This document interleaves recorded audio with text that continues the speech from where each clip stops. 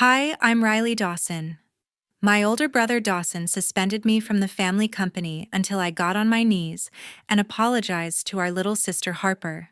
I looked him dead in the eye and said, "All right." The next morning, she strutted into the office in her new boots, ready to toast her big win with the whole executive floor watching. She rounded the corner, smirk already in place, then stopped dead. My desk was completely empty.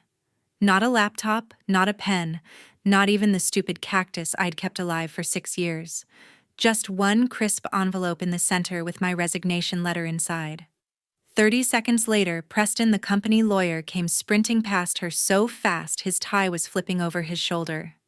Face white, eyes wide, yelling into his phone. Tell me she didn't send it. Tell me she didn't actually send the whole thing. They had no clue what I'd found, how many files I'd copied, or how far I was ready to take it. If you've ever been punished for doing the right thing, or forced to say, sorry, just to keep the peace in a family that always picked the wrong favorite drop, like hit subscribe, and let me know in the comments where you're watching from and what time it is there right now. Let's get into it. To understand how everything exploded, I have to take you back to the house we grew up in, a sprawling ranch style on Memorial Drive in Houston, where the driveway was always full of company pickups, and the dinner table doubled as a bidding war. Dawson, the oldest, was born for it. From the time he could walk, he was riding shotgun with Dad to job sites wearing a tiny hard hat, repeating numbers he heard on the radio. By 12, he was already keeping the books for small remodels, and Dad bragged about him to every supplier in Harris County. Dawson never had to ask for responsibility. It was handed to him like it was his birthright. Harper came 4 years later and flipped the script. She had this laugh that made grown men put down their calculators. Dad called her the closer before she even hit middle school. She'd walk onto a site in pigtails, and suddenly, the homeowner was adding a pool house nobody had budgeted for. Harper never touched a spreadsheet in her life, but she could sell ice to a snowstorm, and Dawson decided early that protecting her shine was his job. Landon, the middle brother, stayed quiet. Good at sports. Decent grades never caused waves. He just watched. Then there was me, Riley, 6 years behind Dawson. I liked the numbers that actually added up. While the others were out charming clients at crawfish boils, I was in my room running cost projections on graph paper or reading text dot specifications for fun. Teachers sent home notes that said exceptional attention to detail. Dad read them, nodded once, and moved on. Dawson called me the human calculator, half joke, half dismissal. Mom was different. Meredith Dawson saw everything. She'd slip into my room after those family dinners that felt like strategy sessions, sit on the edge of the bed and say, "Your brain is the part this company is going to need one day. Don't ever let them make you feel small for using it." She was the only one who clapped when I won the state engineering scholarship, the only one who kept my awards on the fridge, instead of Harper's latest ribbon-cutting photos. She was 48 when the aneurysm hit. 1 minute she was pouring sweet tea on the back porch, the next, she was gone. I was 21, still in Austin, finishing undergrad. Dawson flew up, handled the funeral like it was a project timeline, and by the time I got home, he had already moved into Dad's corner office. Dad never came back full-time after that. Heart attack 6 months later finished him. Dawson was 27 and suddenly running Dawson Brothers Construction. Harper became the public face overnight. New logo, new website, new trucks with her smiling on the side. Dawson put her in charge of community relations and growth, which mostly meant lunch with mayors and posting hard hat selfies. Landon got a vice president title and a company truck he barely drove. Me, I finished my master's in construction law and risk management and came home because somebody had to keep the licenses clean. Dawson gave me a windowless office in the basement, handed me a stack of old change orders, and said, "Try not to bore everyone to death." That was it. My seat at the table disappeared the day Mom's did. From then on, family dinners were just the three of them upstairs talking bid packages, while I ate alone at my desk under fluorescent lights, fixing mistakes nobody thanked me for. I told myself it was fine. I was the one they called when the state auditor showed up. I was the one who kept us from losing the pre-qualification status that let us bid on anything over 10 million. I was the one holding the whole thing together while Harper smiled for the cameras, and Dawson counted on her to keep the contracts rolling in. I was useful, just never important. By the time I hit 31, I had turned a storage room in the basement of Dawson Brothers Construction Headquarters off the Katy Freeway into a full risk and compliance division that nobody upstairs wanted to admit existed. I started with one second-hand desk, a state surplus printer, and a stack of folders taller than me. Within 18 months, I'd written every policy we actually followed, built the certified payroll tracking system from scratch, and installed the first set of job site cameras the company had ever owned. I was the reason our bonding capacity went from 40 million to 200 million without a single surety company asking questions. 4 separate times I caught overbilling on prevailing wage projects right before TxDOT auditors walked in. One of those was a $60 million hurricane rebuild contract south of Corpus. The field supers had been submitting 40 extra hours per crew member every week for 6 months. I fixed the records, rewrote the pay apps, and handed the corrected files over the night before the audit. We kept the contract avoided debarment, and nobody outside my 2-person team ever knew how close the call was.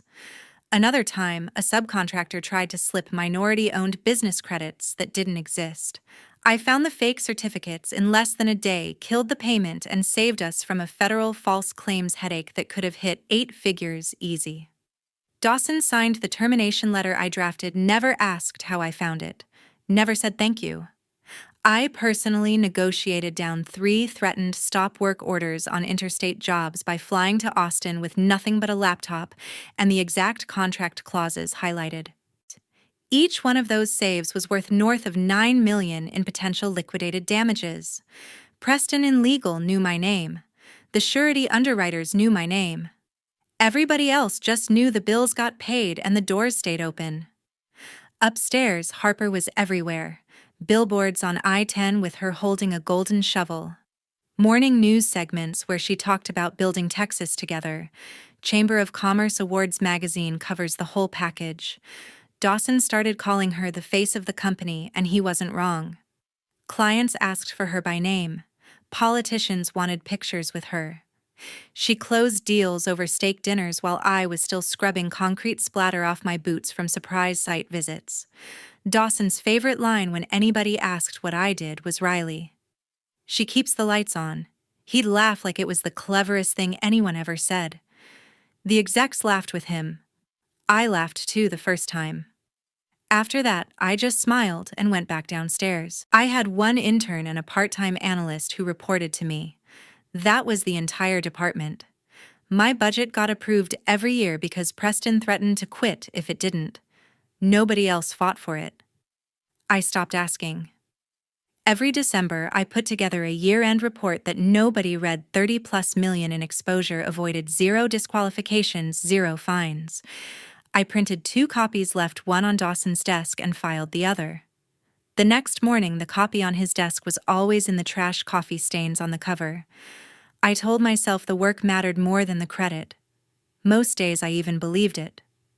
One Tuesday night in late October, I stayed until almost 3 in the morning running random pay item audits on the I-35 North expansion Harper had just bragged about on the 6 o'clock news. I picked that contract because the profit margin looked too clean. Harper had posted a picture of herself shaking hands with the TxDOT district engineer, caption, "Another win for Texas families." The numbers she flashed on air were 22% higher than the bid we originally submitted. That kind of jump after award almost always means someone started padding. I opened the pay application folder and saw the first red flag immediately. Every single monthly estimate since mobilization had the exact same contingency percentage tacked on, 18% every line item every time. Nobody bids that neat. I pulled the daily diaries from the field engineers. Concrete pours were listed at full plan quantity even on days the weather reports showed heavy rain. Rock excavation quantities were identical for 3 straight months, even though the geotech report showed varying soil conditions. Someone was copying and pasting. Then I found the email chain. Harper to 4 project managers and 2 county inspectors. Add the 18% contingency on every pay item going forward. It's already baked into the change order negotiations. Just make the numbers match what we told the bank. One of the PMs replied, "Some of these quantities are getting pretty aggressive." Harper shot back within 30 seconds, "Aggressive keeps the doors open." Dawson already approved the bonus structure based on these margins. I sat back and stared at the screen until the words blurred. Dawson had signed every single one of those pay apps. His digital signature was right there, time-stamped every month. I started copying files that night. Not because I already knew what I was going to do, but because I knew if I didn't, they'd disappear the second someone noticed me looking. Over the next 11 weeks, I built the case like I was prepping for trial. I downloaded every GPS log from the company scrapers and dozers. Half the hours billed never happened. I pulled the certified payroll reports and matched them against the time clock data. Crew sizes were inflated by 6 to 8 guys per shift. I exported 4 months of job site camera footage. Equipment billed as on rent sat idle in the laydown yard for weeks. I screen captured the private Slack channel where Harper told a superintendent to round up to the nearest 100 cubic yards nobody measures anymore. I saved every text thread from the company phones where the quantity surveyor joked about creative accounting and Harper answered with money bag emojis. I kept everything on an encrypted drive I bought with cash at a Best Buy in Katy. 2 backups went into separate safe deposit boxes under a fake LLC name. I wasn't sleeping much, but I wasn't stopping either. By the end, I had 98 pages of exhibits, timestamps, signatures, before and after quantity reports, and a spreadsheet that showed exactly $38 million in overstated progress payments across 3 separate contracts. Enough to trigger mandatory debarment for the company and personal exposure for anyone who signed off. I knew what it would cost me the second I hit print. The following Monday, I walked into the executive boardroom on the top floor carrying a thick black binder and set it down right in front of Dawson. Harper was already there, legs crossed, scrolling her phone. Landon sat 2 seats down, coffee untouched. Preston hovered by the credenza like he smelled trouble. The rest of the leadership team filed in behind me and took their usual spots. Dawson didn't even look up from his laptop. "This better be quick, Riley. We've got the bank in an hour." I opened the binder to the summary page and turned it so everyone could see the $38 million number in bold red at the bottom.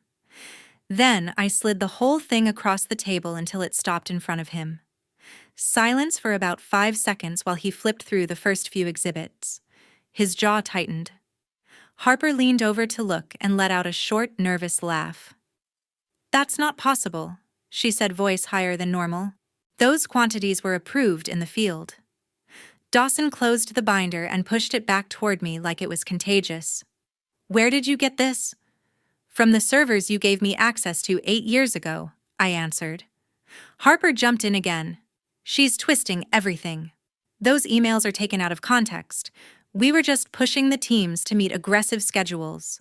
One of the senior estimators tried to chime in with something about standard industry practice, but Dawson raised a hand and shut him up. He looked straight at me. "You're saying Harper deliberately cooked the books on 3 state contracts. I'm saying the documents speak for themselves." Harper's face went red. "This is insane. She's been gunning for me since Mom died." Dawson ignored her and turned to Preston. "Can she even do this? Come in here and accuse people without going through HR first." Preston cleared his throat. Technically, she followed the open-door policy in the handbook she wrote. Dawson leaned back, folded his arms, and stared at me for a long moment. Landon still hadn't said a word. Finally, Dawson spoke, voice flat. "You're suspended without pay for 45 days effective immediately. Security will escort you out after this meeting. Harper smiled for the first time since I walked in. Dawson kept going. When you come back, you'll handwrite a formal apology to Harper for spreading malicious accusations that damage company morale. It gets posted on the internet, signed by you, and you read it aloud at the next all hands. Then we'll decide if you still have a job. The room went dead quiet. A couple of the old-timers looked at their shoes. I stood up, smoothed my blazer, and looked Dawson in the eye. All right. That was it. One word. Harper's mouth actually fell open a little. She expected screaming tears, begging, something she could film on her phone and send to her group chat later. Instead, I just closed the binder, tucked it under my arm, and walked to the door. Dawson called after me louder this time. Did you hear what I said, Riley? I paused with my hand on the handle. Every word. Then I left. Security was waiting in the hallway like he'd ordered. I handed over my badge without being asked, took the elevator down 42 floors, and walked out the lobby into the Houston heat without looking back. 45 days suddenly felt like more than enough time. That same night, I sat in my condo in the Galleria blinds, open city lights flickering across the living room, while I poured a glass of water I never drank. First call went to Taylor Brooks. We'd been study group partners at UT Austin. She was now a senior investigator with the Texas Department of Transportation's Office of Compliance and Investigation, the exact people who handled federal aid highway fraud. She picked up on the second ring. Riley Dawson. Either someone died or you finally snapped. I'm sending you a secure link in 5 minutes, I told her. Everything you need for a full referral to FHWA OIG. 38 million, 3 contract signed approvals from the top. Silence for 2 beats. Then, Jesus. Send it. I'll be at the office all night. Second call was to Aunt Sue. She answered, sleepy, confused, until I said the code phrase Mom had made us memorize years ago. She went quiet, then told me where the original trust documents were filed and the exact wording I needed to invoke the voting clause. 25% irrevocable triggered the moment I resigned in writing. Third call was to nobody. I opened my laptop, attached the resignation letter I'd drafted months earlier, just in case, addressed it to the entire board plus Preston, and hit send at 2:37 a.m. Subject line: effective immediately. Then I uploaded the full evidence package, 98 pages plus every exhibit, to the encrypted portal Taylor had already created. I watched the progress bar hit 100%, closed the lid, and finally took a sip of the water. It tasted like nothing. I slept maybe 3 hours. My phone started exploding. Dawson first, then Harper, then numbers I didn't recognize. I let them all go to voicemail. I was dressed, hair still wet from the shower, watching the lobby security camera feed I still had access to for another few minutes. Dawson and Harper walked in together. She was laughing at something on her phone. He was already barking orders at the receptionist. They took the express elevator to the executive floor. 30 seconds later, the feed showed them rounding the corner toward my old basement hallway. Harper first, still smirking, probably ready to gloat about the apology letter she thought was coming. The smirk vanished the second she saw the empty desk. No monitor, no files, no trace I'd ever worked there, except one white envelope in the dead center. Dawson ripped it open, read the single page, and his face went the color of wet concrete. Preston came sprinting down the hall so fast he almost slipped in his dress shoes. He was waving 2 printed emails, voice cracking across the entire floor. Text. Just served notice of investigation at 6:48 this morning. FHWA followed. They've already frozen progress payments on all 3 jobs. Dawson, tell me Riley didn't send everything. Tell me we still have time to contain this. Harper grabbed one of the pages from Preston's hand and started reading. Her knees actually buckled. She had to lean against the wall. Dawson just stood there, holding my resignation letter like it was written in fire. They finally understood. All right had never been surrender. 52 hours later, I walked into the emergency shareholder meeting on the top floor of the Williams Tower, wearing the same blazer I'd left in 2 days earlier. The room was packed. Dawson stood at the head of the table like nothing had changed. Harper sat to his right, arms crossed tight, eyes red. Landon was next to her, looking smaller than I'd ever seen him.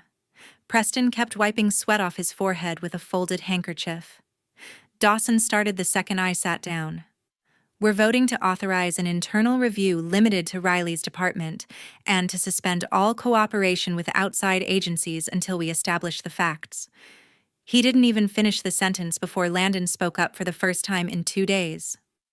Second, and we add a forensic audit of her personal drives. This smells like revenge for the suspension. Heads turned. I hadn't expected Landon to swing that hard that fast.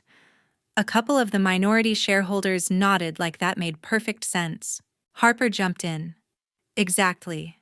She's been bitter for years. This is payback because Dawson finally put her in her place. Dawson slid the resolution across the table. All in favor. Hands started rising. I raised mine last and kept it up. Before anyone votes, the Meredith Dawson Voting Trust, holding 25% of outstanding shares, formally invokes its rights under Section 4.2. The room froze. Preston went pale again. That clause can't be triggered without... It was triggered the morning I resigned. I cut in. Aunt Sue filed the notice with the corporate secretary yesterday. You all have the email. Dawson slammed his palm on the table. That trust was supposed to stay dormant unless the company faced insolvency. Or gross misconduct by officers, I said. Mom added that line herself. I have the signed amendment right here. I placed the original document in the center. Preston snatched it, scanned the page, and nodded once. Dawson tried again. We vote to table this entire negative, I said. The trust vetoes any motion to limit delay or interfere with external investigations. The trust also vetoes any motion to retain current executive leadership pending independent review. You could hear people breathing. One of the institutional shareholders, a guy who'd stayed quiet for 20 years, finally spoke. If we fight the trust in court, we burn cash we don't have. TxDOT already froze 3 contracts. We're bleeding $200,000 a day. Another voice from the back.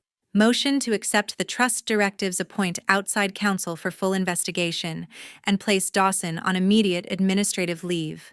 Seconded before the words were cold. Dawson stared at Landon like he'd been stabbed. Landon just looked at the table. The vote went around again. This time, my 25% plus the terrified minority was more than enough. Dawson was escorted out by building security 20 minutes later. Harper tried to follow him and was stopped at the door. Her badge had already been deactivated. By the end of the week, a Houston-based private equity fund took 62% controlling interest at fire sale pricing to keep the doors open. The Dawson name stayed on the building, but only because they hadn't finished changing the signage yet. 20 months later, I was drinking coffee on a balcony in Denver Mountains. In the distance, no trace of Houston humidity in the air. Dawson lost his contractor's license for life after the state board hearing. Last I heard, he was driving a local delivery truck for a landscaping company outside San Antonio, clocking in at 5:30 every morning. No company logo on the door, no name on the building. Harper got hit with a civil suit from the new owners and settled out of court for an amount that wiped out every dime she'd ever bragged about. The TxDOT debarment list has her name on it for 12 years. She can't bid, can't consult, can't even walk onto a state job site without written permission. She moved back into the old memorial house alone. The gates stay closed now. Landon lasted 3 months after the takeover before the new management cleaned house. He sends resumes out every week and still uses the family name on them. Nobody calls back. The company itself is now Summit Infrastructure Partners. They finished stripping the Dawson branding off the trucks last spring. Most of the old crew either retired early or jumped to competitors. The building on the Katy Freeway still stands, but the lobby directory no longer lists a single Dawson. My own company, Dawson Risk Advisors, is small, quiet, and profitable. I pick my clients, set my hours, and never answer to anyone who thinks family means blind loyalty. I blocked every number the day I left Texas. No birthdays, no holidays, no, hey, remember when messages. I changed my last name legally 6 months ago. The paperwork was simpler than I expected. Sometimes people ask if I miss them. I don't. When you spend years being the only one willing to hold the line, and the people who should have had your back choose the easy lie instead, walking away isn't betrayal. It's survival. Family isn't a free pass to destroy everything the previous generation built, just because you can't stand someone calling you on it. Blood might be thicker than water, but integrity is thicker than both. I learned that the hard way. They learned it the expensive way. And that's the end of the Dawson story I grew up in.